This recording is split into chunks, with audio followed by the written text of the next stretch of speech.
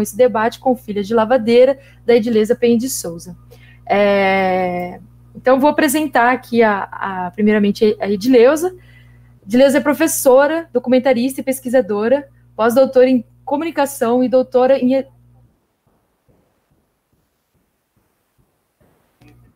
Oi.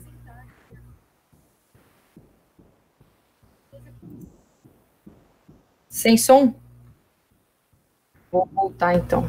Desculpa, gente. Boa noite.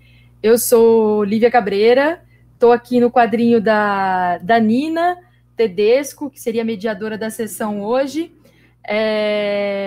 Infelizmente, ela teve um problema com a luz na casa dela, está sem energia. Então, assim, se ela puder voltar, a gente vai retomar o debate com ela. Ela participa aqui da conversa com a gente. E, enfim, vou substituir. Eu sou Lívia Cabreira, sou uma das programadoras da Sala de Cinema, da Cinearte UF. Esse mês a gente mudou um pouco o nosso formato. A gente tem trazido uma programação diferenciada. A gente formou, nesse mês de março, um ciclo, né, de cinema unido por uma temática única. O ciclo foi denominado O Trabalho na Perspectiva Feminina. Foi um ciclo que a gente pensou, o Cinearte UF, juntamente com o Cineclube Quase Catálogo. Então, a gente trouxe filmes de mulheres diretoras, sobre o mundo do trabalho, né? Então, a gente teve 4 sessões ao longo do mês. No dia 4, a gente exibiu Modos de Produção, da D.F. Ferraz, um filme de 2017.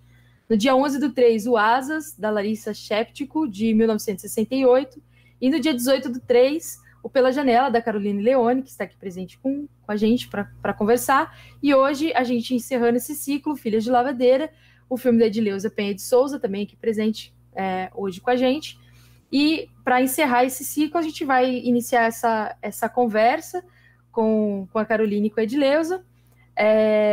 Eu vou fazer uma rápida apresentação. Antes de eu fazer essa apresentação, queria pedir para o público que tiver comentários, perguntas, curiosidades, etc., fazer a pergunta pelo chat do Facebook ou do YouTube.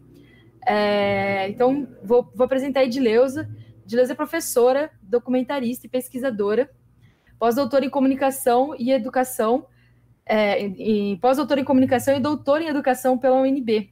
É roteirista e diretora dos curtas Mulheres de Barro, de 2015, e do Filhas de Lavadeira, que foi vencedor do melhor documentário de curta-metragem e prêmio Aquisição Canal Brasil de Incentivo ao Curta-Metragem, do 25º É Tudo Verdade, Festival Internacional de Documentários. Edileuza também foi estudante da Escola Internacional de Cine e TV de Santo Antônio de los Baños, né, em Cuba, e participou de roteiristas e diretoras em diversas realizações. Edileuza também é idealizadora, curadora e coordenadora da Mostra Competitiva de Cineastas e Produtoras Negras Adélia Sampaio, curadora do Festival de Cinema de Paranoá, em Brasília, e da Mostra de Cinema Cova, de Lisboa, Portugal. Também foi jurada no 4º Cine Baru, Mostra Sagarana de Cinema, em Porto Fêmea International Film Festival, Prêmios Osimo Bubu, Festival de Cinema de Brasília, e do 2º Los Angeles International Music Video Festival. A Caroline Leone é diretora, montadora e roteirista, escreveu e dirigiu o longa-metragem Pela Janela, que a gente exibiu semana passada, e também tem 2 curtas-metragens, o Dalva e o Joyce. O Pela Janela é seu primeiro longa-metragem, ele foi reverenciado pela crítica internacional, ganhou o prêmio FIPRESS do Festival de Roterdã em 2017, e foi exibido em diversos lugares do mundo. O filme é uma coprodução, acho que com a Argentina, depois ela vai poder falar melhor. Ganhou importantes prêmios de contribuição artística no Festival de Havana e o prêmio do júri no Festival de Washington. E a Caroline também ganhou o prêmio APCA de direção, Pela Janela. Queria, então, agradecer a presença das duas. Eu fiz essa apresentação um pouco corrida, assim, mas dou a palavra para vocês, pedir para vocês se apresentarem, complementarem a minha apresentação e falar um pouco de como foi o processo de realização desse filme, como surgiu a ideia e, enfim, as fontes de financiamento para poder realizar o filme, como a gente chegou nele pronto para ser exibido hoje. Edileuza, por favor. Boa noite, Lívia. Boa noite, Caroline. Primeiramente, agradecer o ciclo de debate pelo convite, saudar também o público, né, que está aí prestigiando, saudar os meus orixás, que é quem me permitem estar aqui. Uma alegria enorme partilhar Filhas de Lavadeiras num debate sobre o mundo do trabalho, né? E sobretudo falar desse mundo do trabalho quando a gente está falando de mulheres. Filhas de Lavadeira é um filme que nasce muito antes da minha entrada no cinema. Em 2005 eu me mudo para Brasília para trabalhar com a implementação da Lei 10.639 no saudoso Ministério da Educação. E naquele momento eu vou trabalhar com formação de professores e produção de livros didáticos, de materiais didáticos voltado para a questão racial. E uma das coisas que eu sempre ouvia muito era que os professores não tinham material para trabalhar, para implementar a Lei 10.639, que é a primeira lei do governo Lula, né? Uma lei de 9 de janeiro de 2003, que torna obrigatório o ensino de história e cultura africana e afro-brasileira nas escolas. Bom, é nesse momento também que eu conheço Dona Maria Helena Vargas, a Helena do Sul, como era conhecida. Dona Maria Helena era escritora, ativista, deixou imensas obras aí, e ela, entre elas, ela escreveu As Filhas de Lavadeira. Quando eu leio esse livro, eu dizia para ela o quanto que o livro dava a um filme. Mas isso ficou, né, assim, dizia, bom, tem que fazer um filme com esse livro. Enfim, em 2009, Dona Maria Helena partiu precocemente, e naquele momento eu já tinha publicado o Negritude Cinema e Educação, que é muito mais voltado para as escolas, enfim, mas sem nenhum debate profundo sobre a questão do cinema. Mas é nesse momento também que eu estou começando a estudar cinema, documentários, enfim. E no ano seguinte eu entro no doutorado com a seguinte questão: por que o cinema, como o maior propagador do amor romântico, ele não nos contempla? Por que não existe histórias de amor com mulheres negras? Bom, são essas indagações que vão me levar, de fato, para o querer fazer cinema. E aí, em 2012, eu me mudo para Cuba para estudar documentário, porque já buscava pensar um documentário com mulheres falando sobre suas histórias de amor, que é um pouco o Mulheres de Barro. E, bom, eu levei para Cuba o livro, é lá que eu começo esse roteiro, e aquelas coisas de fazer roteiro sem pressa, sem pressão, e que estava lá, não era objetivo naquele momento, né? Estava em Cuba buscando outras coisas, mas tinha esses rabiscos assim desse roteiro. Em 2016 já tinha feito, em 2005, 2015, o Mulheres de Barro, já tinha terminado todo o ciclo do doutorado, enfim. Abre um edital aqui em Brasília, que é o FAC-IDF, que é o Fundo de Cultura do Distrito Federal, e daí fala da importância desse fundo, né, dos fundos de cultura, porque sem ele era impossível realizar esse filme. e a gente foi contemplado no edital de curtas-metragem, que naquele momento era um edital de até R$ 120 mil, e foi a partir... Bom, é aí que esse roteiro ele sai do papel e ele se efetiva de fato, né? Então, esse filme, assim, tem me dado muitas alegrias. Uma delas foi ter gravado em 2019 com Dona Ruth de Souza. Foi o último trabalho que ela gravou. Ela já estava bastante debilitada e não queria que a cadeira de roda aparecesse, enfim. Então, foi esse meio que o nascimento do filme, né? Então, o filme é inspirado na obra de Dona Maria Helena Vargas. A gente faz uma homenagem a ela também no filme. E é essa história, né? A minha história, a história de muitas mulheres que, como eu, suas mães puderam lavar com muita água, com muito sabão a nossa dignidade, né? Elas sonharam que nós pudéssemos ter uma vida melhor, que a gente pudesse romper com essa predestinação, né? Da minha avó, da minha mãe, da minha avó, da minha bisavó, e através da educação possibilitar outras perspectivas para as novas gerações. Então, é um pouco isso. Caroline, quer falar um pouquinho sobre o filme, sobre o processo, o roteiro? Conto sim. Gostei muito do seu filme, Edileuza. O filme, a história começou faz bastante tempo. Eu conheci uma senhora, não sei quem, as pessoas que estão nesse debate, elas viram o filme provavelmente, né? Eu conheci numa viagem que eu fiz para a Argentina. Eu conheci uma senhora que estava voltando dessa viagem. E aí a gente conversou muito, assim, a gente teve uma ligação muito direta, assim, né, pensando sobre isso, assim, sobre o papel das viagens, né, no desenvolvimento feminino e tal.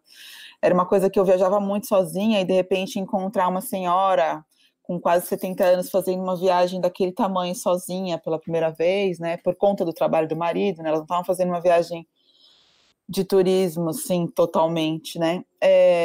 Foi muito impactante para mim. Então eu resolvi escrever esse argumento, né? Contar uma história sobre aquela mulher que eu conheci, e aí isso foi se desdobrando com o passar dos anos em muitas outras histórias que eu fui coletando, né? Nesse movimento observacional das mulheres ao meu redor. Então, o argumento eu escrevi em 2010 e o roteiro ficou pronto só em 2014. E a gente começou, então é uma coprodução com a Argentina, né? O filme é filmado uma parte aqui, uma parte lá, tem equipe binacional também.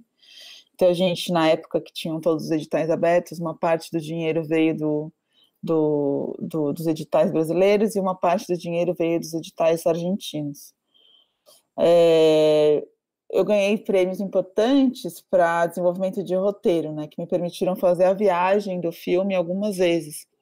E nessas viagens eu tinha muitos cadernos de anotação de coisas que aconteciam comigo na viagem, de lugares que eu visitei, de pessoas que eu conheci, e aí eu fui tentando fazer uma narrativa geográfica mesmo do sentimento, sabe? De maneira a contar o sentimento e a progressão narrativa dessa mulher através dos espaços. Então, é um road movie, mas não no sentido... Mas uma paisagem nunca é simplesmente um adorno, né? A paisagem nunca é um enfeite. A paisagem é importante para a transformação da personagem durante o filme e a personagem também com relação à paisagem, né? Então, tinha sempre essa pesquisa já, desde as visitas e das viagens que eu fiz para desenvolvimento. Então, levou um tempo, né? Essas viagens, eu fiz a viagem do filme, eu fiz umas 5 vezes, indo e voltando. E enquanto a gente conseguia dinheiro para a produção. E aí a gente filmou em 2016. E foi um ano de finalização, entre captar mais dinheiro e tal, e o filme estreou em 2017, né? Comercialmente no Brasil ele estreou em 2018. Então a data dele é 2018 aqui no Brasil, porque 2017 ele fez carreira em festivais, né? Foi muito bem recebido. Eu tive uma grande surpresa dele ser bem recebido na Argentina. A gente não fez divulgação lá e ele teve bastante público. Foi uma grata surpresa. E é isso. Sim, não sei o que mais que eu posso falar. Eu queria só, essa viagem que você fez várias vezes, você fez como protagonista de carro também, assim? Isso, no começo, no começo, quando saiu o primeiro dinheiro de desenvolvimento, eu não tinha dinheiro para fazer de carro, que é mais caro, né, do que ônibus. Então eu fiz umas 2 vezes de ônibus, né, e eu ia parando, e depois, quando o dinheiro do Ibermédia, que é um dinheiro de desenvolvimento importante, saiu, aí eu comecei a fazer de carro, e eu ia, sim, agora faz muito tempo isso, né? Mas eu acho que são 5.000 quilômetros ida e volta.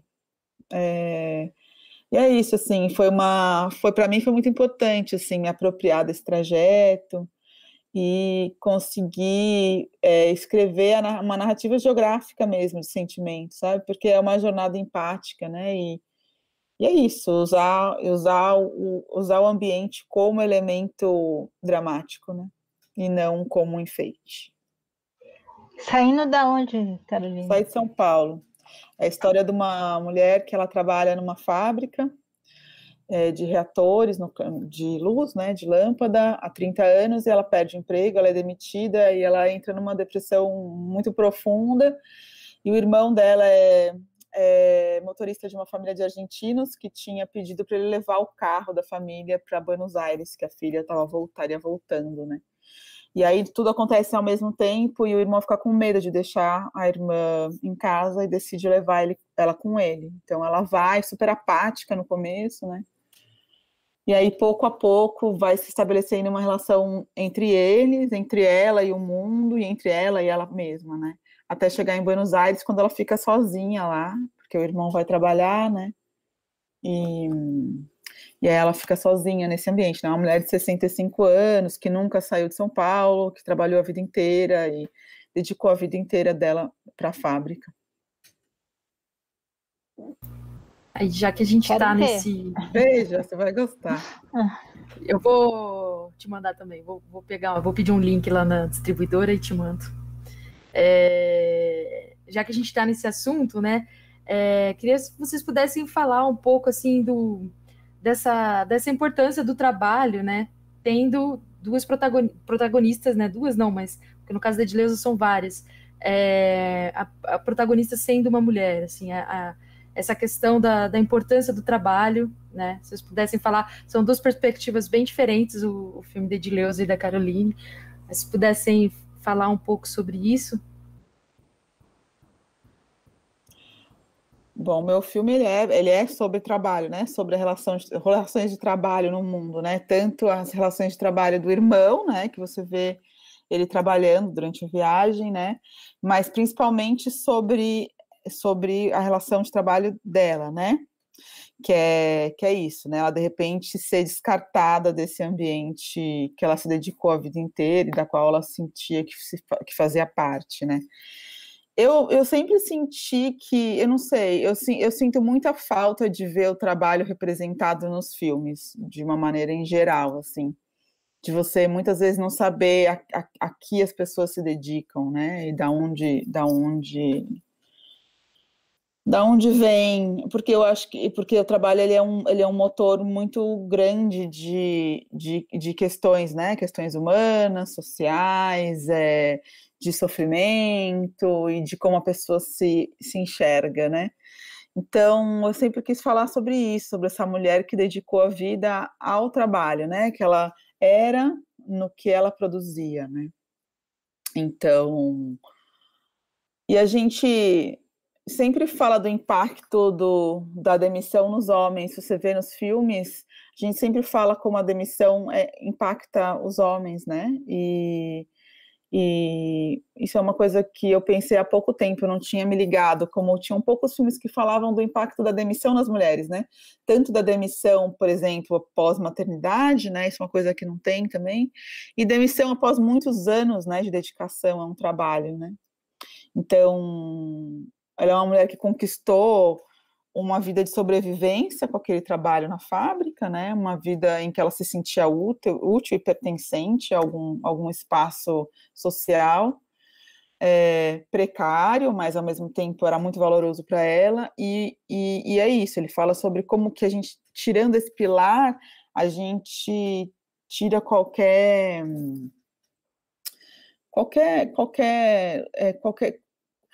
a estabilidade, né? Ela fica completamente perdida, né? Ela não sabe mais para onde ir, né? A gente vive numa sociedade em que a gente é o que a gente faz, o que a gente produz, né? Nosso valor está aí. Então, é isso. Eu não sei, eu acho que eu precisaria de perguntas mais claras para falar a respeito. A Jurema Werneck tem um texto que A Era da Inocência já foi tarde, que eu gosto muito, porque ela diz, né, que na década de 70, quando as mulheres brancas estavam queimando, indo para as praças, queimar sutiã, aquilo não nos disse nada. Nós, mulheres negras, trabalhamos desde que chegamos aqui nesse país. Bom, e aí é preciso pensar que todo e qualquer trabalho nesse país, e sobretudo os trabalhos mais pesados, têm sido feitos por mulheres e por mulheres negras, sobretudo. Né? Então, poder contar a trajetória dessas mulheres, quer dizer, e sobretudo essa trajetória que é ancestral, porque a gente não chega aqui por acaso, né? Eu não me torno professora, doutora, assim, porque sou uma iluminada. Não existe mérito nenhum em ser a primeira da família a entrar numa universidade. Mérito é dos meus filhos, que todos eles puderam entrar numa universidade pública e encontrar seus pares. Eu acho que a caminhada de nós, mulheres negras, que atravessamos essa linha do trabalho para além do trabalho doméstico, né? Porque é um caminho de muita solidão. Na universidade nós estamos sós, no nosso trabalho como professora universitária é um trabalho de solidão. Então, assim, isso é muito cruel, na verdade, né? Na verdade, tem porque até hoje o trabalho doméstico não é valorizado nesse país. Os ataques à presidenta Dilma eram quase todos com cartazes: Dilma, não posso mais pagar minha empregada doméstica. Óbvio que num país escravocrata como o nosso, por que a minha empregada doméstica precisa de direitos? Por que ela pode ter um carro? Por que ela pode ter um filho na universidade? Então, todo esse momento neofascista que a gente está vivendo agora, e é um momento muito perigoso, né? Daqui a pouco essa live, inclusive, pode ser derrubada por esses neofascistas, porque agora virou moda eles entrarem, né? Hoje de manhã, na quarta mostra Lugar de Mulher no cinema, teve, na hora do debate, a live foi atacada por um grupo. A gente não sabe se é um grupo, se são indivíduos, né? Mas sofreu mais um ataque neofascista. Então,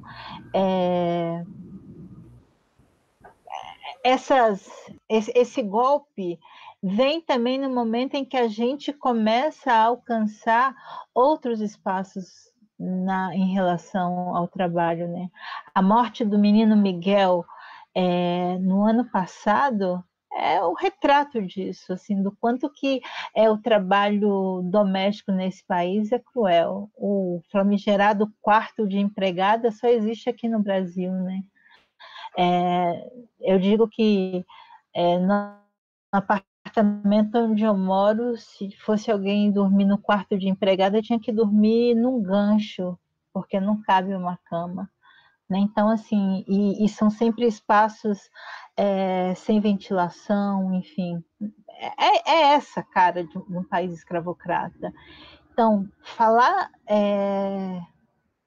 dos sonhos dessas mulheres, né, de cada uma dessas mães, que foi um sonho individual, mas que é um sonho coletivo, né, de 15 mulheres falando a mesma coisa, falando sobre o sonho de suas mães. Elas já sabiam que assim a educação era essa possibilidade de romper, e elas conseguiram fazer isso. Então, assim, é realmente uma satisfação mesmo contar essas histórias, que é a minha história, e penso que temos muitas histórias aí que precisam ser contadas, e se nós mulheres não contarmos, ninguém vai contar. Obrigada, gente. Tem uma pergunta aqui do Eduardo, é um comentário e uma pergunta. Eu até colei aqui no chat do Eduardo Borg. Ele está falando sobre o filme da Edileuza, gostaria de parabenizar o documentário, traz questões muito importantes sobre a realidade brasileira, que é a predominância de mulheres negras ocupando serviços domésticos, formais e informais. O filme pontua muito bem também a resistência e a força dessas mulheres, através do trabalho árduo diário, como lavadeiras, e a persistência dessas mulheres para que suas filhas estudassem e tivessem mais oportunidades. Em tempos como esse que estamos vivendo, de tantos retrocessos, esse curta é um alento para todos e todas que desejam uma sociedade menos desigual. E aí ele te manda uma pergunta, Edileuza. Como foi feita a escolha das entrevistadas do documentário? Obrigada pela pergunta. Então, algumas delas do próprio livro de Dona Maria Helena, a professora Neide Rafael, a Ruth de Souza e a Dona Maria José também são personagens do livro. Mas o tempo todo eu queria buscar pessoas famosas e pessoas comuns. Assim, queria fazer essa mistura, pensando nessa coisa mesmo do quanto é uma história individual, mas que é uma história coletiva, né? Acho que eu quis dar esse tom de uma narrativa que é coletiva, pensando aí sempre que o trabalho de mulheres é sempre algo no coletivo, assim, e é no coletivo que a gente se fortalece. Então, as escolhas foi também de a Ivonete, que é minha comadre, a Conceição Evaristo, que é minha amiga, as minhas alunas, né, que também foram chegando. Foi um conjunto de coisas positivas que foram ocorrendo. A única pessoa que eu não consegui entrevistar foi a Elza Soares, que eu também sabia que tanto ela quanto a mãe tinham sido lavadeiras. Foi difícil chegar na produção, e aí ela fez um show aqui em Brasília, e nesse show eu fui para o show, que era caro pra caramba, mas eu fui para o show com uma carta para entregar à produção, e eu consegui entregar essa carta. Demoraram muito a responder, então achava que nada, nem entregaram, mas aí ela me respondeu, sei lá, um pouco mais de um mês, assim. Ela me mandou um e-mail super bonitinho, dizendo que ela não que tinha recebido a carta, mas que ela não gostaria de tocar em feridas tão profundas. E, bom, super entendi, né? E aí eu tinha uma esperança de que ela pudesse, então, fazer a trilha sonora do filme. Olha só que ousadia.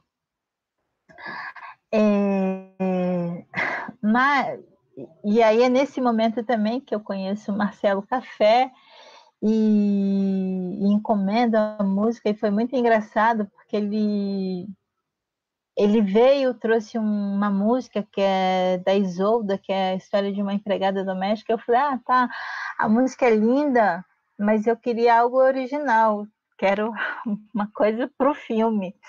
Porque na minha cabeça já era isso, né? Eu vou ter uma música original muito bacana e eu vou apresentar para a Elsa e ela vai querer gravar e tal.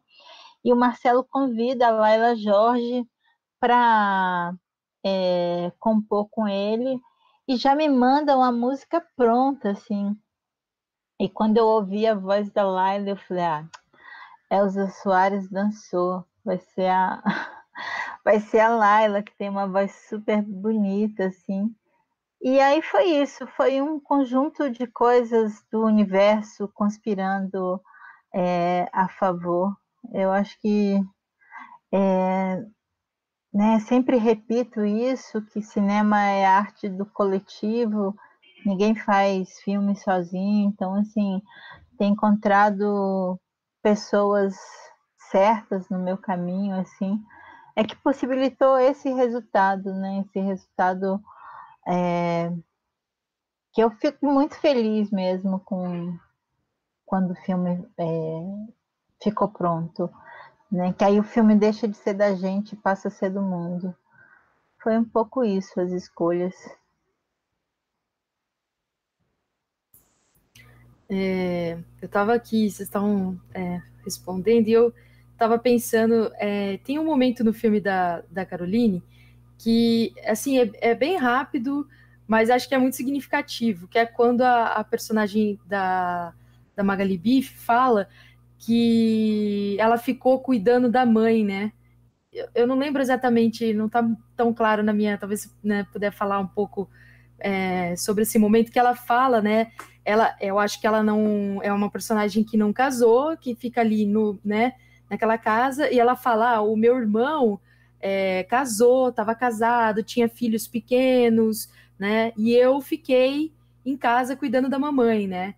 E aí, assim, acho que esse momento conversa bastante assim com o filme da Edileuza, dessa relação mãe-filha e essa coisa da ligação, da responsabilidade, né, de uma mãe que cuida da filha e posteriormente da filha que vai cuidar da mãe, né, e que talvez deixe de fazer muitas coisas que deseja por ter essa responsabilidade, assim.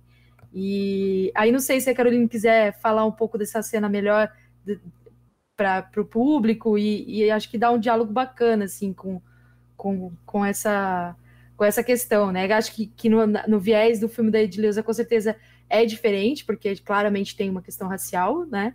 Mas ainda assim, né? Essa coisa dessa, como é que eu posso dizer, essa obrigação, talvez não seja uma boa palavra, mas de permanecer no lar, né? Do trabalho do lar, assim, mesmo que no caso da personagem ela seja uma trabalhadora, né, de fábrica, e, enfim. No caso, essa cena é a cena quando ela tá lá em Buenos Aires conversando com uma das moradoras do pensionato, né? E eu acho que ali foi, naquela cena, a ideia, ela sabe, é uma cena que elas obviamente não se entendem, né? E aí, de repente, ela desabafa, né? Ela pessoa extremamente sozinha, né? Aquela cena ela fala sobre solidão, né? Sobre isso, uma pessoa que sabe que não está sendo entendida e de repente começa a contar sobre a vida para uma pessoa que não está entendendo o que ela está dizendo, né? Então, quer dizer, é isso, é uma vontade imensa de se conectar com o outro, né? Bom, na história pregressa da Rosália, sim, tem essa história, mas ela é uma operária, né? Então é uma narrativa de sobrevivência, né? Então ela cuidou da mãe porque a mãe precisava, e ao mesmo tempo era ela quem trazia a grana também, né? Então é isso.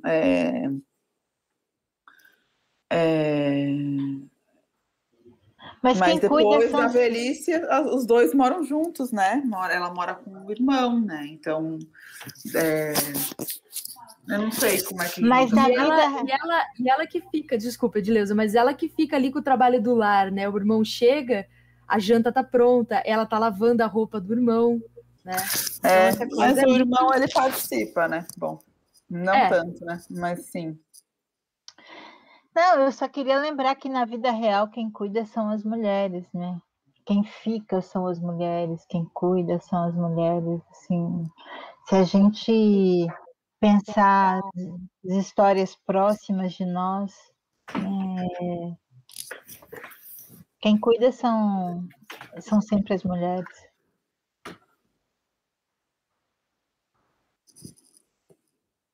O trabalho do lavar a roupa é muito de cuidado, assim, né? É muito ligado à casa e ao cuidado, né? Da família, enfim, da família que no caso é a família do outro, né?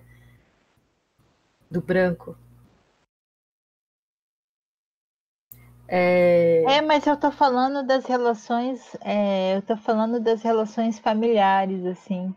Se a gente pensar nas histórias próximas, assim, a gente vai ver que tem pouquíssimas histórias em que é o filho que cuida da mãe, é sempre uma filha, é sempre o feminino, né? Que está cuidando esse devir. Claro que eu acho que estamos no século XXI, de alguma forma a gente tem rompido muito esse lugar de não aceitar mais esse lugar, né? Porque também assim somos nós mulheres que temos a dupla jornada, né? A gente trabalha e cuida da casa, enfim. Então é isso, né? São as relações de trabalho. Quantas vezes a gente já não ouviu? Ah, o meu marido me ajuda, né? Assim, como assim ajuda, cara pálida? É lavar a louça, né? Assim, o que a gente interpreta como ajuda? O serviço doméstico é o serviço feminino? É unicamente para as mulheres? Né? Assim, como é que a gente cria os nossos filhos? Como é que é a relação de trabalho na divisão da tarefa quando nós temos filhas e filhos? Né?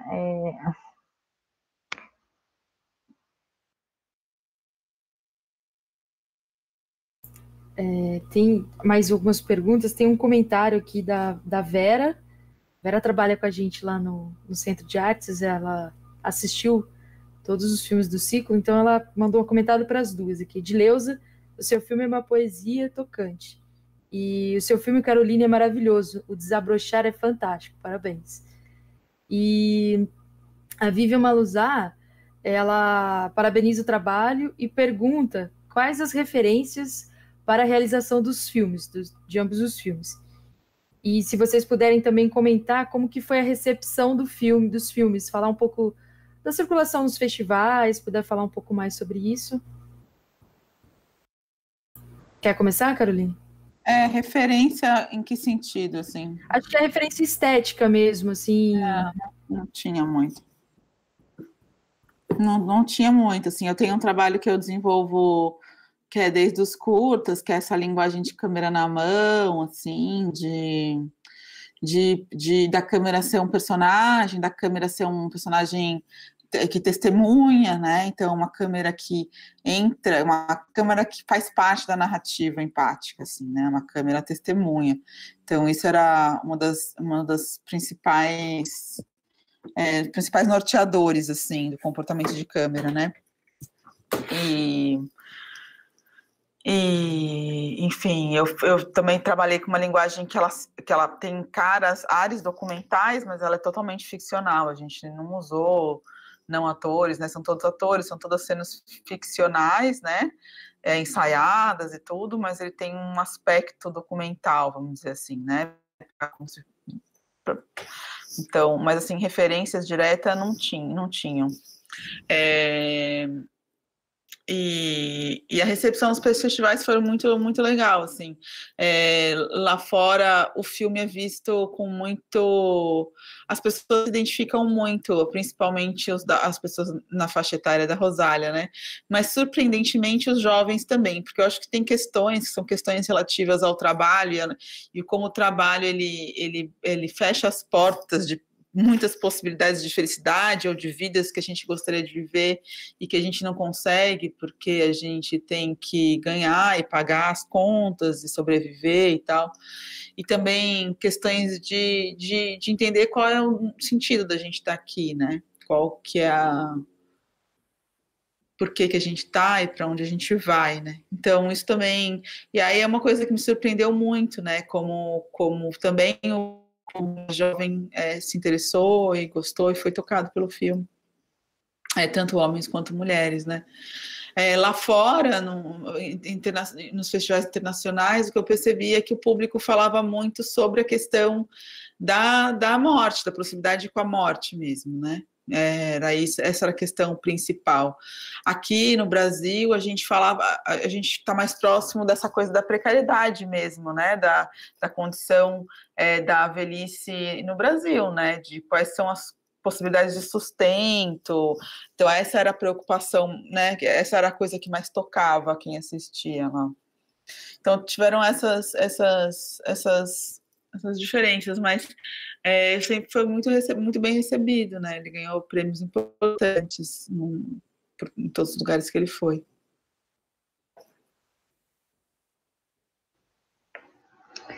Então, o Jefferson D. Tem uma frase que eu gosto e uso muito, que ele diz: só de raiva eu filmo com amor. Para mim, pensar um cinema negro no feminino é, sobretudo, pensar a pauta do afeto. Afeto, historicamente, não tem sido o nosso lugar, né? O nosso lugar de vida. Então, fazer um cinema com essa responsabilidade, e para mim que entro no cinema depois de velha, porque a gente sabe também que o cinema é um espaço da juventude, e então tem que ter um diferencial, e eu acho que tem sido esse o diferencial do meu trabalho, o afeto, o compromisso com o afeto. Bom, eu gosto de muita gente, tem, né, no cinema, não vou citar nomes aqui, porque a gente sempre corre o risco de esquecer nomes importantes, porque fulano e não Beltrano, enfim, mas minha principal referência era minha mãe, que tem 85 anos, e eu queria fazer filme que a minha mãe pudesse entender aquilo que estava sendo dito. Porque se a minha mãe entende o que eu quero dizer, o que eu estou dizendo, todo mundo vai entender. Minha mãe é uma mulher analfabeta, uma mulher que não pôde ir para a escola. Então, acho que essa é a minha principal referência, assim, o compromisso com afeto mesmo, sabe?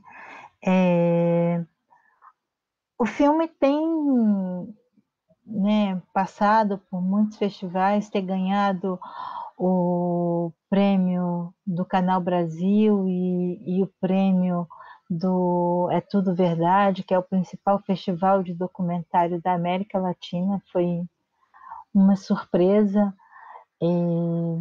né, veio assim trazendo muitas alegrias e abrindo muitas portas, né? Eu acho que sobretudo, mas é um filme que toca as pessoas, e isso é muito legal, porque é isso, eu quero fazer um cinema que as pessoas se emocionam. Quando a gente começa a estudar cinema, a gente fica muito chato. Todos os filmes, a gente começa a ver os defeitos, enfim, ou então a gente está ligado na câmera, no som.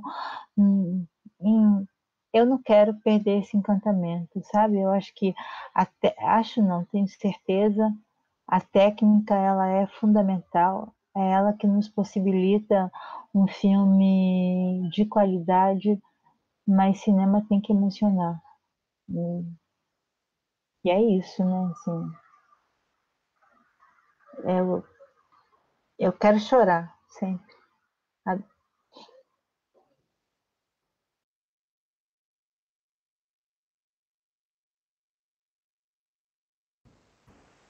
Eu acho que essa coisa da emoção, assim, os dois filmes trazem muito bem, assim.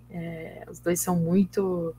Acho que todo o ciclo, assim, foi um pouco por esse sentido, assim, de trazer uma, sabe, essa coisa da emoção e da essa coisa que é um pouco ligada um pouco da conquista também. Assim, acho que os 4 filmes trouxeram isso, assim. Queria ver pedir para vocês também. Bom, as duas são trabalhadoras do cinema, né? Além de outras atividades, a Edileuza é também professora, mas queria falar, se vocês pudessem falar um pouco sobre a inserção de vocês nessa coisa do cinema mesmo, na indústria, enquanto diretora, enquanto montadora, como vocês sentem isso, assim, enquanto mulheres, assim.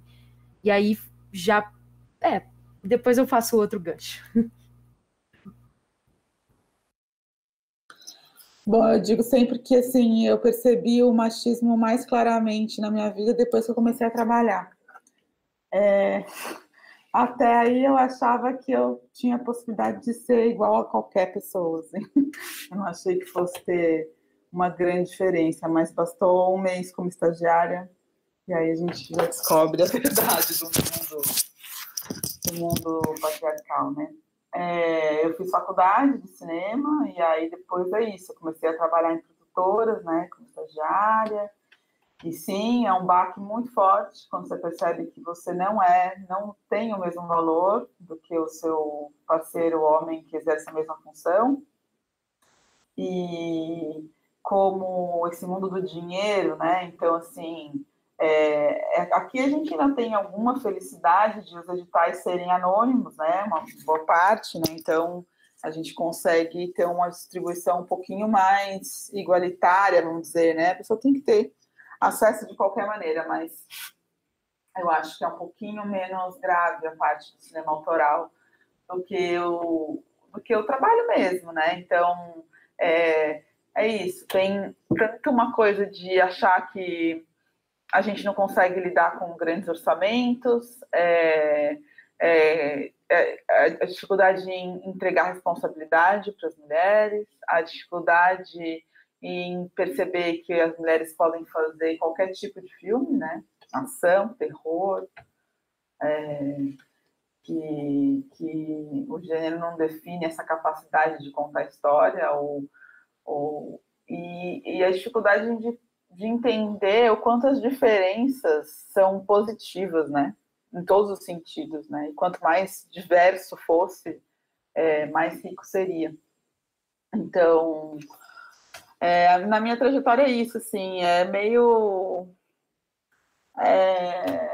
isso, assim, é muita luta para ser reconhecida como uma igual, aí também é praticamente impossível, né? Então, é meio você fazendo com dignidade, e talvez uma coisa que eu fui fazendo aos poucos para me proteger é se cercar de mulheres, né? Então, aos poucos você se protegendo assim, né?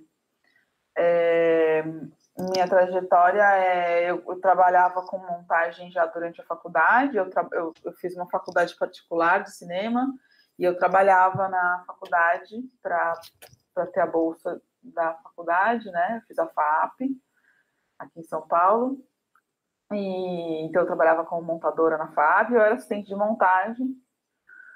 E é isso, assim, tanto na transição de assistente de montagem para montadora, né? Quais tipos de filme que eles acreditam que uma mulher é capaz de montar e quais não é capaz de montar. E aí você vai vencendo essas batalhas e você tem que vencer as mesmas batalhas milhões de vezes, né? Como se você tivesse que sempre estar provando que você é capaz, assim, tem essa sensação que é bem ruim. Mas, enfim, me firmei como montadora, né? Gosto muito de montar, trabalho com isso, e aí, paralelo a isso, eu fui fazendo meu trabalho de direção, pouco a pouco.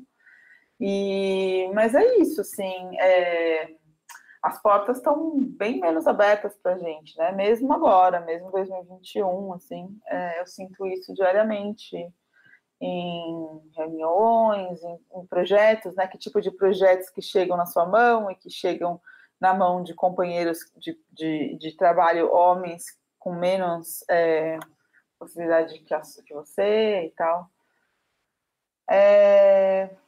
Eu não sei, eu acho que é uma luta que não acaba, e a minha solução foi me cercar de mulheres, mas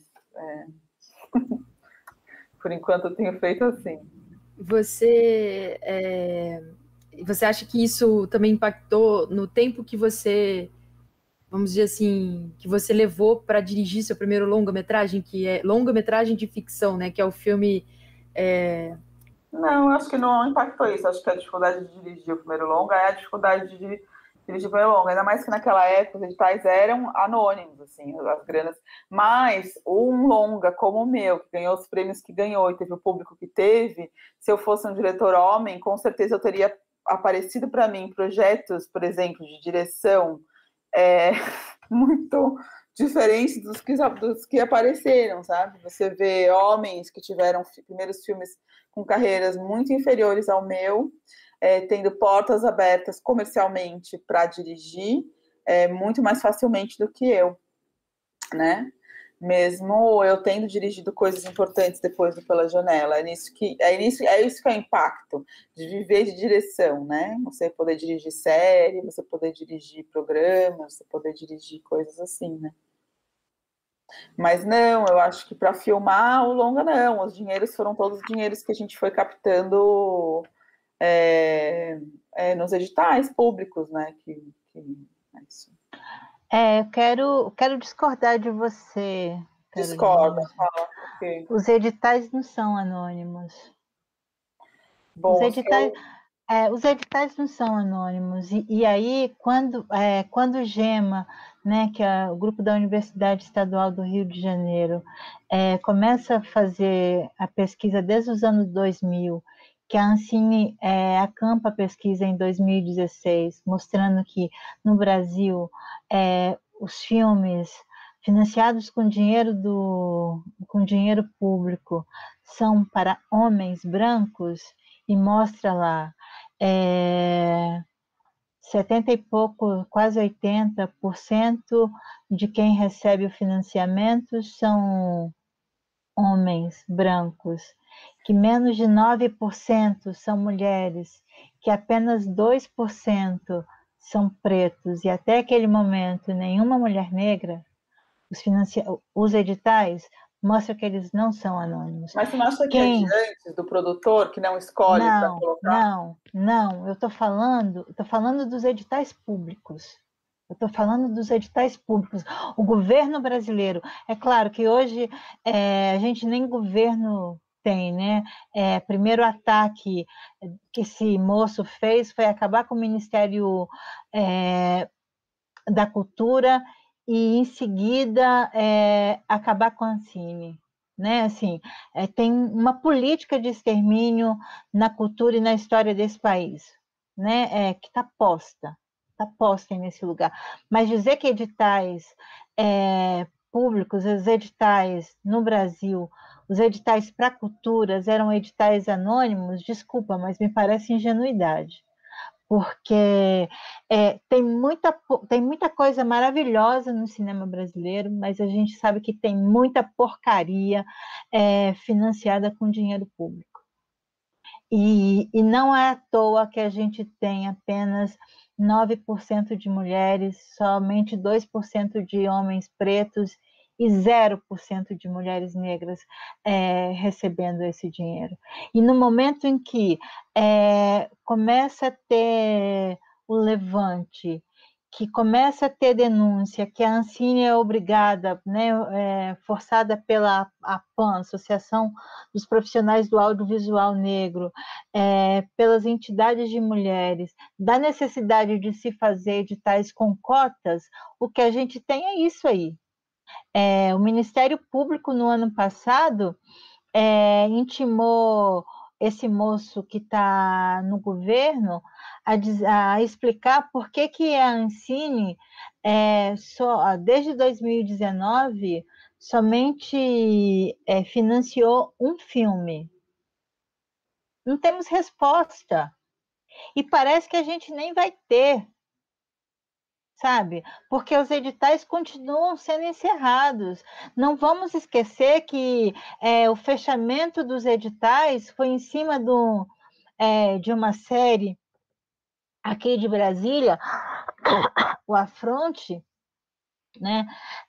De 2 cineastas gays aqui de Brasília, que o projeto era de falar da vida de pessoas LGBTQI+, na periferia do Distrito Federal, e ele pegou esse projeto como exemplo, e isso serviu para dizer, bom, o que importa vidas de pessoas LGBT na periferia do Distrito Federal. Então, assim, falar que os editais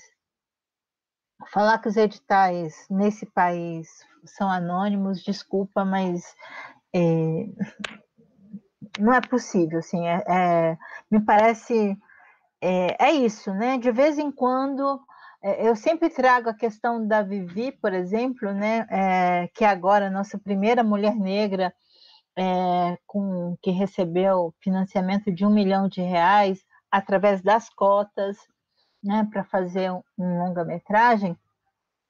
E não é à toa que desde a Adélia Sampaio até Sabrina Rosa, que vai fazer seu filme em 2011, a gente tem um hiato aí de 30 anos. Mas quem são as mulheres que fazem cinema nesse país? Quem são as mulheres que fazem cinema com dinheiro público? Por isso que eu acho que a gente precisa estar atento a isso, né? Mas falando de Vivi, por exemplo, Viviane Ferreira, quando ela lança o curta Um Dia de Jerusa, ela se inscreve em todos, eu estou falando em todos os festivais, e ela não é aprovada em nenhum festival no Brasil. Somente quando ela é aprovada em Cannes que o Brasil descobre quem é Viviane Ferreira. E eu acho que é esse lugar que a gente tem passado sempre, né? Assim, óbvio que eu recebi sim para muitos festivais importantes, mas eu também recebi muitos nãos. E só quando a gente acessa o prêmio do Canal Brasil, né, e o É Tudo Verdade, é que o filme, de fato, passa a circular. Então, assim, tem umas coisas esquisitas no cinema brasileiro. Tem umas coisas de portas que precisam ser rompidas, assim, que a gente não quer mais abrir porta, a gente quer escancarar, sabe? Não é à toa que os editais para o cinema, para a produção de cinema, tá fechado, porque é isso, assim. Ninguém vai dar espaço à mulher, a preto, a gays, né, a pessoas não binárias, à toa, de graça, né, assim. Isso é sempre muito na porrada. Desculpa, Lívia, eu nem lembro mais a pergunta que você fez, mas, enfim, eu precisava falar dessa coisa dos editais anônimos. Não, sim, foi ótimo, assim. Eu acho uma coisa dessa coisa. Talvez o que a gente... Tem muitas coisas, né? Eu acho que tanto a entrada... Porque os editais esses que eu ganhei, você tem que ter um produtor já junto com o seu filme, né? Talvez seja mais fácil para um homem branco conseguir esse contato de produtor, conseguir fazer esse acordo de produção, e aí com o nome da produtora, uma vez que você é selecionado, você vai nos pitchings, né? Então, talvez tenha, sim, então, né, quer dizer, a seleção final talvez tenha sido dificultada, dificultada, né? Então, acho que tem uma seleção... Os comitês de seleção, acho que pode ser também um gargalo, agora você falando, eu acho que tem que escolher quem escolhe, né? Quem escolhe esses projetos, tanto pela temática como isso. Então, sim, então é uma preocupação isso. é uma preocupação também a questão dos pitchings depois, né? Porque aí no pitching você fica claro, né? Quem fala e tal. Então, isso talvez seja também um gargalo. Mas o que eu quis dizer é que eu senti menos essa pressão tentando dinheiro para o meu longa do que na minha vida profissional como montadora e diretora. Eu sinto muito mais opressão de gênero na minha vida profissional, que eu digo comercial, né? Do que eu senti captando para o meu longa. Então, tem razão. Dentro do... Enquanto o embate direto ali no mercado, com certeza, acho que fica tudo muito mais claro do que essa coisa que a Edileuza, né, estava dizendo, que é uma coisa muito mais sofisticada, né? São coisas, por exemplo... mas ela tem razão, os números não mentem. Claro, né? claro. Pega as porcentagens e você fala, bom, essa política aqui tinha um problema sério, né? Que talvez você aplicar esses mesmos questionamentos no mercado comercial mesmo, né, e não autoral, digital, aí acho que vai ficar muito mais gritante, né? Acho que não existem, inclusive, homens negros. Se tinha alguma porcentagem de homens negros fazendo filmes através dos editais, isso na direção comercial, né, seria nada. Eu não consigo, não, né? É isso.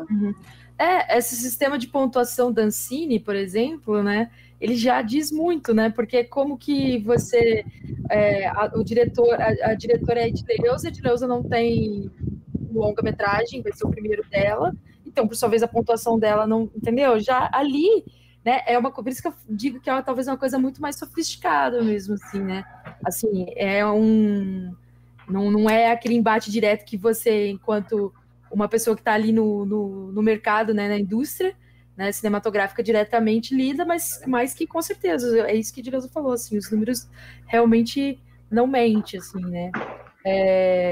Eu não sei, Edileuza, você tá aí? Acho que caiu aqui para mim.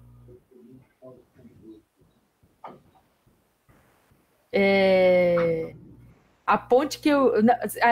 Na verdade, não sei se você quer continuar respondendo, o que a gente estava falando é dessa coisa da sua inserção no mercado enquanto diretora, enquanto mulher, enquanto negra, enquanto diretora, né, no cinema, assim, a gente estava falando um pouco sobre isso, né? E você que tem essa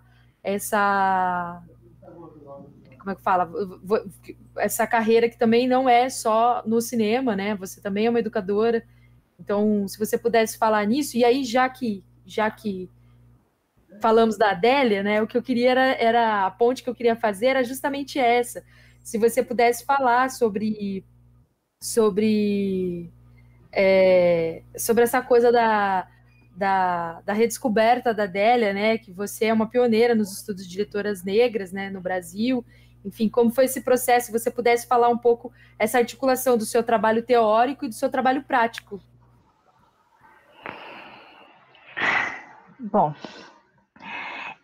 ontem, no debate de uma mostra que está rolando lá no Espírito Santo, em Vitória, Cinema Também é Quilombo, eu disse que eu quero um prêmio de $1 bilhão para fazer filme.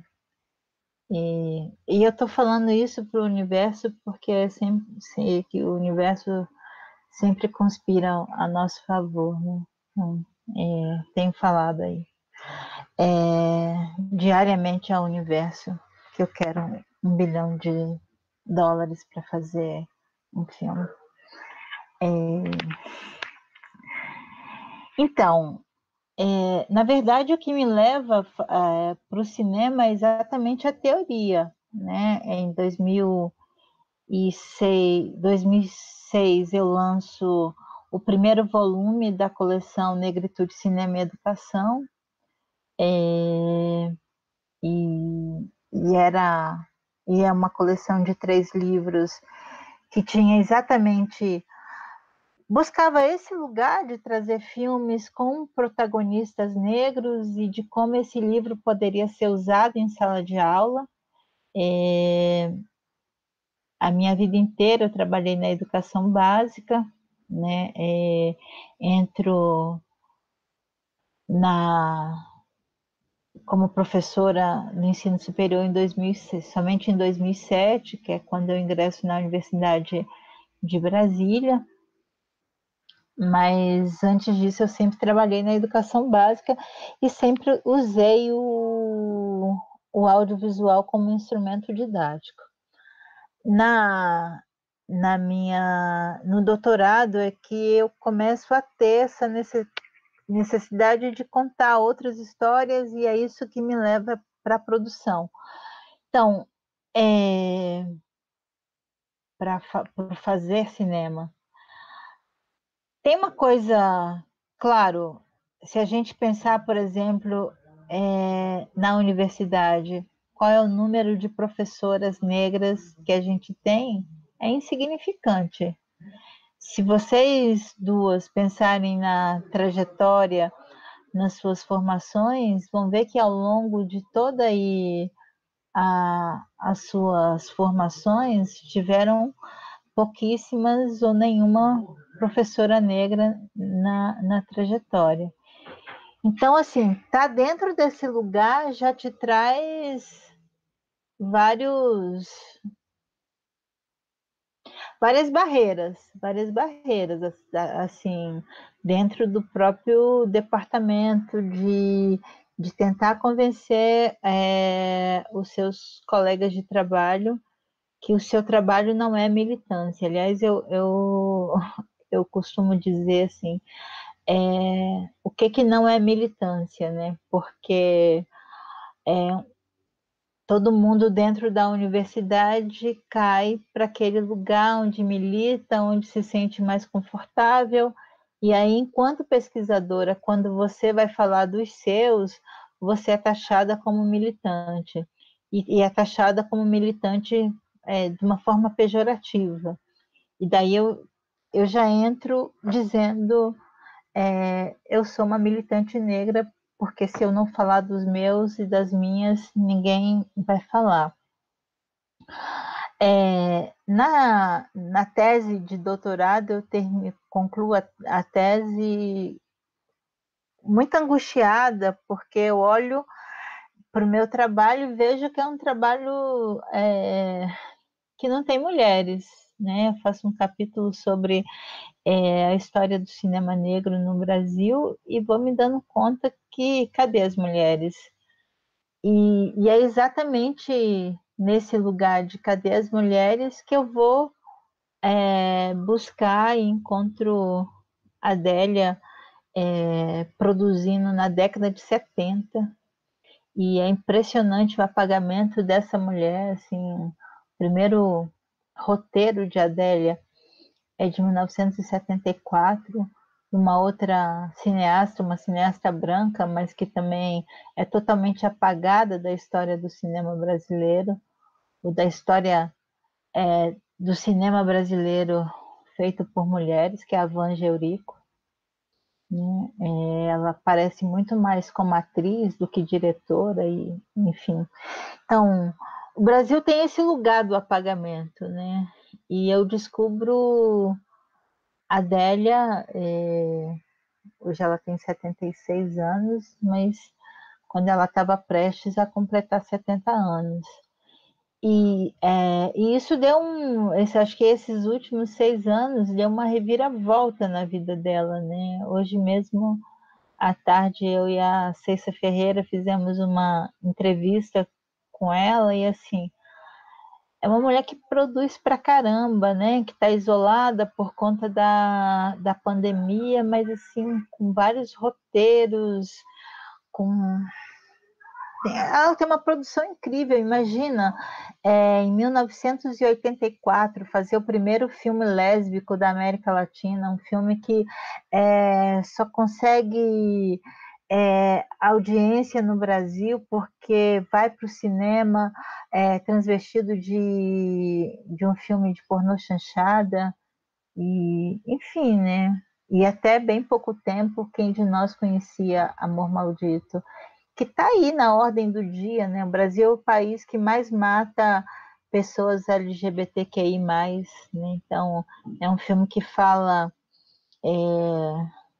da violência em cima de duas mulheres lésbicas e uma delas que não segura a barra e se mata, né? E aí a gente pode pensar, é um filme que traz inúmeros debates sobre essa questão no Brasil ainda, no Brasil extremamente preconceituoso, LGBTfóbico como o nosso, né? Então, acho que eu me perdi na, na pergunta, mas, enfim, falar de Adélia é falar dessa mulher, né? Falar de resistência, falar do cinema negro no feminino, né? De uma mulher que trabalhou com quase todos os caras do cinema novo, e quando se fala do cinema novo, a gente não ouve falar em Adélia. Quando se fala no cinema de mulheres no Brasil, a gente não ouve falar de Adélia. Enfim, uma mulher que foi apagada, né? E esses apagamentos não são casuais. Esses apagamentos, eles têm um lugar, né? E esse lugar é esse, né? É o lugar do preconceito, do racismo, da xenofobia, de todas essas mazelas que a gente vem cultuando aí. Então, tá num espaço que, entre aspas, não era o nosso lugar, né? Porque até hoje, por exemplo, é comum, agora não, a gente está completando um ano que a gente está dando aula online, né? Tá fora da sala de aula, mas eu acho que não teve um semestre sequer que eu não tivesse na frente da sala de aula com um giz na mão ou com um pincel, e que não chegasse alguém perguntando pela professora, né? Porque como mulher negra não é esse lugar que eu deveria estar lá como professora. E eu tiro muito sarro disso, assim, dependendo do meu estado de humor do dia também. Às vezes eu mando a figura sentar, a professora foi ali, já volta, e já teve casos da pessoa ficar cerca de 15, 20 minutos sentada e eu continuar dando a minha aula e não se tocar que eu era professora. De estar o tempo todo sendo confundida com a tiazinha da cantina, não que a tia da cantina, da limpeza, não mereça respeito e tal, continuo tendo muitas tias sendo as tiazinhas da limpeza, mas é isso, é que esse lugar de professora universitária, esse lugar de realizadora, não é um lugar de uma mulher negra. Na cabeça desse país escravocrata, racista, né? Então, não consegue me ver dentro desse lugar, e você tem que estar rompendo portas o tempo todo, né? De olharem para você, mas é você mesma, professora Edileuza? E eu digo, bom, algum problema com, né? Está vendo outra pessoa aqui além de mim? Mas é isso, né? É diário, assim. Eu acho que é foda porque a gente está no século XXI, né? A gente achou que muita coisa fosse ser superada. Então, assim, até hoje, esse monte de jovens pretas e pretos fazendo cinema e fazendo cinema de qualidade é muito massa, cara. É muito legal para o mundo do trabalho, assim. E a gente sabe que isso também não foi dado de graça, né? Isso foi graças às políticas públicas que foram implantadas nesse país e que estão sendo todas ameaçadas. Mas a visibilidade ela é necessária, porque na medida em que a gente vai encontrando outros, a visibilidade possibilita que essas pessoas não sejam mais confundidas como ocorre comigo, né?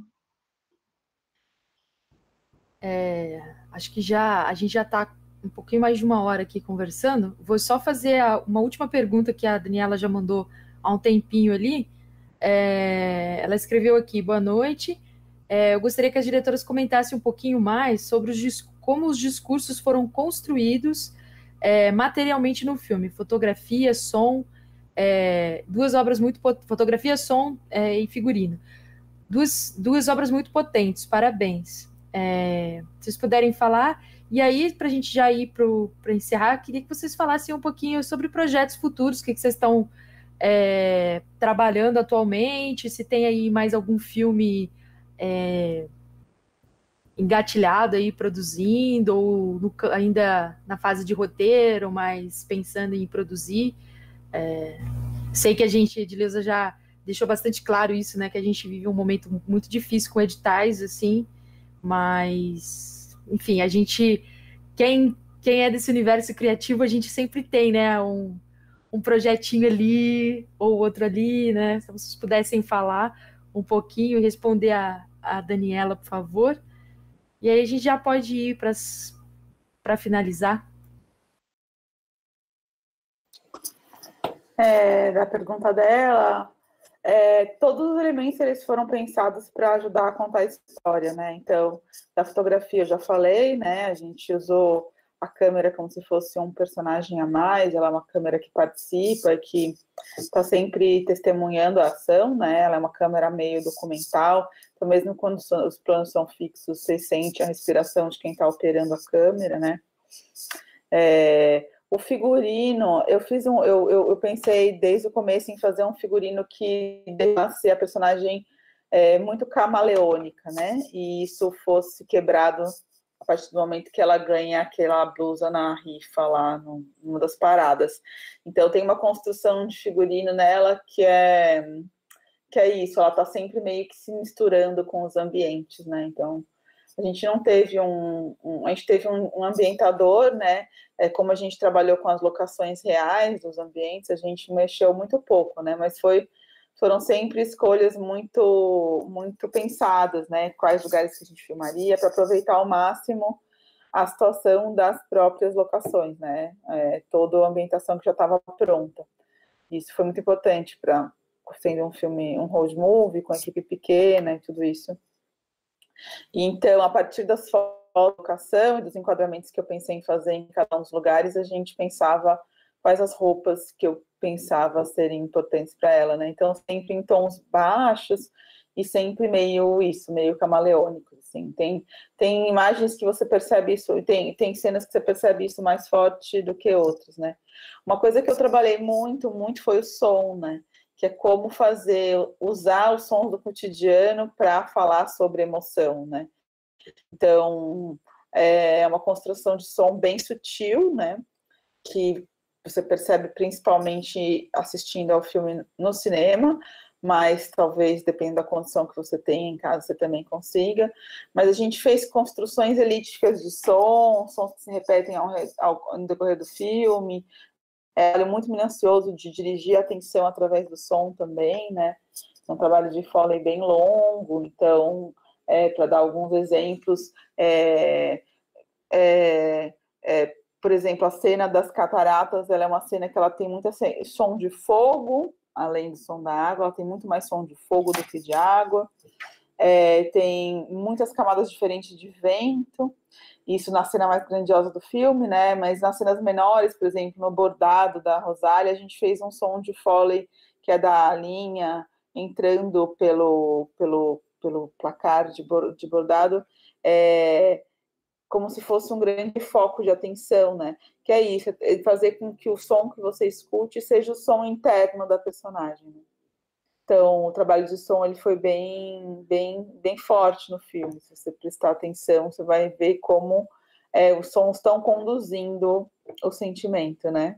Para você fazer essa jornada empática com ela. Eu tenho um roteiro novo de filme, eu ganhei o Hubert Bos Fund, que é um fundo de desenvolvimento holandês, e eu escrevi esse roteiro novo, e antes da pandemia a gente estava conseguindo fazer os primeiros contatos com produtores internacionais, mas a situação no Brasil ela não permite você sonhar, sei lá, a médio prazo, mesmo com um projeto já bem sucedido, né? Então, Então, por conta do sucesso do primeiro filme, eu tinha mais portas abertas para o segundo. Então, já consegui o dinheiro de desenvolvimento, já consegui escrever, já consegui os parceiros internacionais, mas não existe nenhum dinheiro disponível agora no Brasil para você realizar um novo filme. A possibilidade é você vender para algum player, né? Tipo Netflix, Amazon ou o que seja, mas isso reduz muito as possibilidades de decisão, né? De quem deseja fazer aquele filme, né? Ele vira um produto comercial muito diferente a relação do que você fazer um filme autoral. Então, é uma decisão que eu estou postergando, porque eu gostaria muito de fazer o filme nos meus termos, né? Mas é isso, assim, eu não vejo solução para os próximos 2, 3 anos, mesmo que a gente consiga rearticular, né? A rearticulação ela leva um tempo, né? A gente teve um massacre total, né? Então, até você rearticular os editais e tal, acho que vai levar um tempo. Então, acho que a gente tem que ir pelas beiradas, não sei. Eu também estamos num momento difícil, né, para quem sonha. Então, não sei muito. Eu aqui estou vivendo o dia a dia, cada dia de uma vez. E eu, pessoalmente, tive muita dificuldade em reescrever ou pensar novos projetos no ano que passou. Eu tinha uma esperança que, com uma melhora da pandemia, com uma melhora da sensação geral, eu fosse conseguir escrever mais, né? Mas a gente está pior e isso, né? A gente fica lidando sempre com isso, assim, dessas duas tragédias que aconteceram pra gente, né? Que é a pandemia e o nosso governo atual, né? Que fazem as coisas ficarem bem graves. É isso.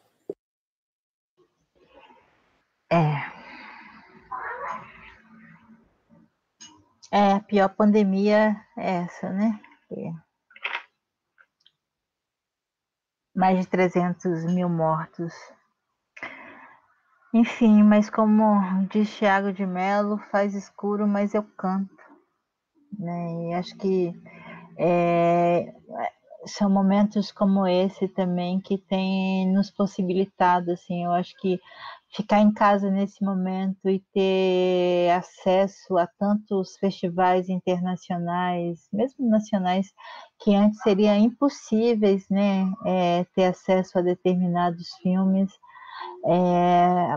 está mostrando de novo, né, que é a cultura que nos salva. Então, eu acho muito importante mesmo, muito significativo estar aqui nesse espaço. De repente, a gente está se reinventando, né? Porque eu não sei se esse momento seria possível ao vivo, porque a gente não tem verba para trazer os palestrantes nas universidades, enfim, isso já faz tempo. Então tem, assim, eu acho que o povo brasileiro, apesar de todo sofrimento, é um povo muito criativo, né? Então, assim, a gente está se reinventando mesmo e a cultura tem nos salvado. Eu não sei o que seria de mim nesse momento se não tivesse acesso a tanta coisa, assim, mas só um desabafo. Então, a gente por escolhas, né, aqui em Brasília, a gente gravou na casa das pessoas e no Rio a gente quis trazer a questão do local de trabalho. E acho que a gente foi muito feliz quando a gente escolheu gravar com Dona Ruth no Teatro Municipal, porque tinha toda uma importância para mim, né? Ela foi a primeira mulher negra a pisar no palco do Teatro Municipal. Então, levar ela para gravar naquele lugar, assim, tinha uma importância enorme. Mas a ideia dessas construções das narrativas é que elas pudessem dialogar uma com a outra, né? Assim, que a narrativa visual ela ela tivesse uma harmonia com a narrativa sonora, com a narrativa fílmica, e a busca foi essa o tempo todo, né? Assim, de pensar uma coisa harmônica. Os projetos futuros são muitos, né? O principal deles é que eu já falei, que é ganhar US$1 bilhão para os próximos filmes, mas eu estou nesse momento trabalhando numa série junto com a cineasta Lily Curry, que é uma série sobre violência contra a mulher, que tem sido um desafio, porque é uma série ficcional, né? Então, mas está sendo muito prazeroso escrever esse roteiro ficcional. Além disso, eu estou trabalhando no roteiro do meu primeiro longa, que é Mulheres que Bordam, que aí é pensar um pouco também esse lugar do bordado como função de trabalho, mas também ligada à questão do prazer, porque eu sou uma mulher que bordo, assim, nas horas quando eu estou muito agoniada, bordar causa um certo alívio, então estou aí trabalhando na finalização, já na finalização do primeiro tratamento desse roteiro. Estou participando de várias mostras e festivais, tanto exibindo Filhas de Lavadeira como curadora e jurada. E estou dando aula, né? Então, assim, que não nos falte trabalho, porque o trabalho também cansa, mas ajuda a gente não enlouquecer, né? Assim, acho que a gente está num momento muito perigoso mesmo, né? Muito tênue, em que as pessoas estão enlouquecendo, todo dia a gente perde alguém. Então, as minhas palavras finais é pedir para que as pessoas fiquem em casa, na medida do possível, fiquem em casa, se protejam os seus, e que assistam filmes com seus amores, né? Aproveita esse momento para convidar seus amores para assistir filmes e prestigie os filmes de mulheres, né? Acho que é muito importante, assim. Acho que vocês vão conhecer um novo cinema, então é isso. Se protejam, fiquem em casa e assistam filme com seus amores. Gente, obrigada. Queria agradecer em nome do Cineclube Quase Catálogo, né? Radija, Érica e a Nina estão transmitindo aí o agradecimento, né? A organização desse ciclo é delas. Agradecer também em nome do Centro de Artes da UF, né? E do Cinearte UF. Dizer que o Cinearte UF está sempre aberto aos projetos, então, assim, quando vocês estiverem aí precisando de uma tela grande, entendeu? Lá, não sei se vocês duas conhecem a sala de cinema, a gente tem uma sala de cinema excelente, né? Feita com dinheiro público. Então, a gente está sempre aberto aí a projetos, a receber, né? Uma das contrapartidas também desse projeto da virtualidade é depois a gente tentar transpor esses ciclos, essas sessões para a sala de cinema, porque para mim é outra, né, outra realidade. Vocês estão falando aí do trabalho de som, e claro, a gente vê em casa, é bacana, mas assim, o cinema é outra coisa, né? Então, assim, dizer que a gente está sempre aberto a receber vocês, quando quiserem visitar, fazer teste de DCP, vamos lá, manda mensagem para a gente. E uma coisa que... e dizer que, assim, a gente, né, enquanto uma instituição pública, né, em nome da universidade, essa coisa que a Edileuza falou, a importância do papel da cultura nessa situação que a gente está. Então, assim, a gente permanece, mesmo sem dinheiro, porque a universidade a cada ano que passa, a gente sofre uma machadada de cortes orçamentários, né? E a gente continua insistindo nessa programação que a gente continua fazendo gratuita, né? Não só o cinema, mas o Centro de Artes também possibilita teatro, artes visuais e música. Esse fim de semana a gente tem peças de teatro sexta, sábado, domingo e segunda nas redes sociais, também gratuitas. Deixo o convite aí para vocês. E cumprir esse papel social, né? E que a cultura tem de salvar a gente mesmo, assim. Acho que a Dileuza falou tudo. E eu esqueci de pedir uma coisa para vocês, que geralmente eu vi que as pessoas pediram, se vocês podem falar, porque tem gente que chega no meio do debate, ou não assistiu o filme anteriormente, se vocês puderem falar rapidinho, aonde que o filme pode ser visto.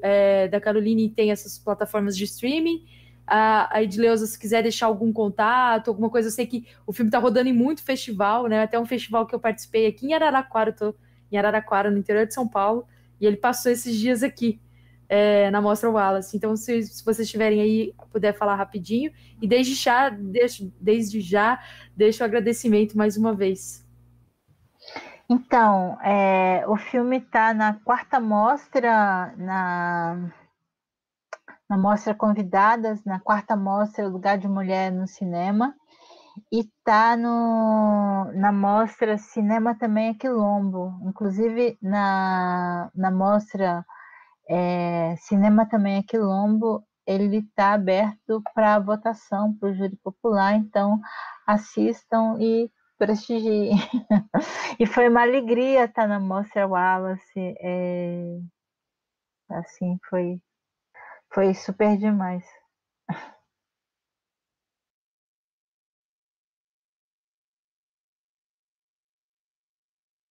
E logo, logo o filme vai estar no Canal Brasil, né? A partir de outubro, vocês vão poder ver o filme no Canal Brasil, mas até lá, por favor, entrem lá na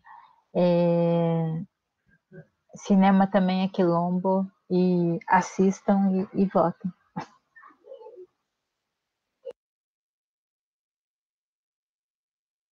Caroline, você quer falar rapidinho onde que pode ser visto pela janela? Sim, o Pela Janela ele pode ser visto através do YouTube da Vitrine Filmes. Tem um link lá que você aluga por R$ 4 o filme, consegue assistir. Também dá para você ver pelo iTunes e pelo NetNow. Então é isso, gente. Obrigada mais uma vez. E até quinta que vem. Ah, eu esqueci. Semana que vem, ciclo que vem, né? Mês que vem a gente vai fazer o ciclo Nativas Narrativas. Vai ser cinema. São filmes feitos por indígenas, são várias associações e coletivos indígenas. Então a gente em breve vai divulgar essa programação ao longo do mês de abril. Tá? Obrigada. Bye, bye. Cortou, Rafa?